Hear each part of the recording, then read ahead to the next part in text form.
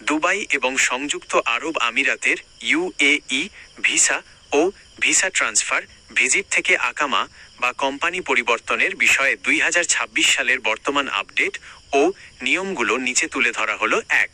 Dubai ও আরব আমিরাত visa update 2026।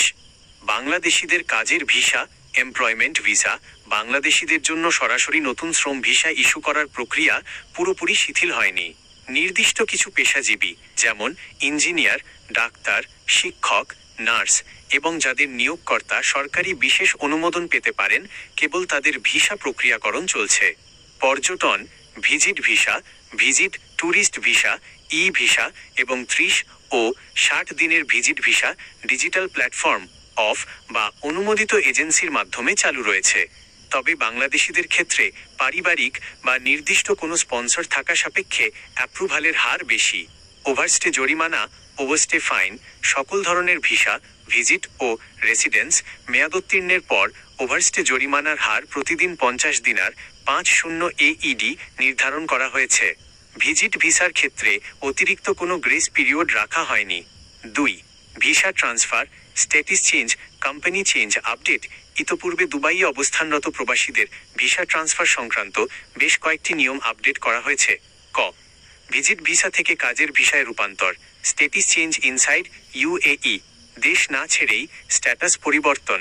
Visit ভিসায় ইউএইতে গিয়ে কাজের ভিসা বা রেসিডেন্স পারমিট পেলে দেশ থেকে বের হওয়া ছাড়াই without living country in country status change করা যায়।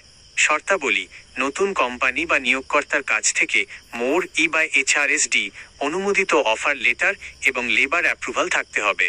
এরপর নির্ধারিত সার্ভিস ফি জমা দিয়ে স্ট্যাটাস চেঞ্জ সফলভাবে সম্পন্ন করা সম্ভব। খ.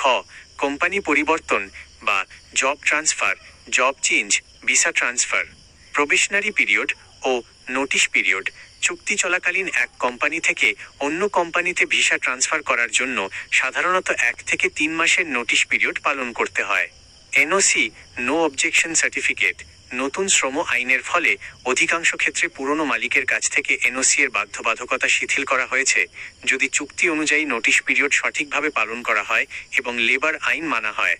চুক্তি ভাঙার জরিমানা নির্ধারিত চুক্তির মেয়াদ শেষ হওয়ার আগে স্বেচ্ছায় কাজ ছেড়ে দিলে নির্দিষ্ট কিছু নিয়ম বা শর্ত যেমন ট্রেনিং কস্ট রিকভারি প্রযোজ্য হতে পারে, যা চুক্তিপত্রের ওপর নির্ভর করে। পরামর্শ প্রতারণা এড়াতে বা ট্রান্সফারের সঠিক তথ্য পেতে দুবাইয়ের অফিসিয়াল সেবা কেন্দ্র আমের সেন্টার অথবা ইমিগ্রেশন পোর্টাল GDRFA দুবাই ও gdrfad.gov.ae এর লিঙ্ক বা ICP স্মার্ট সার্ভিসেসের মাধ্যমে তথ্য যাচাই করা বুদ্ধিমানের কাজ হবে।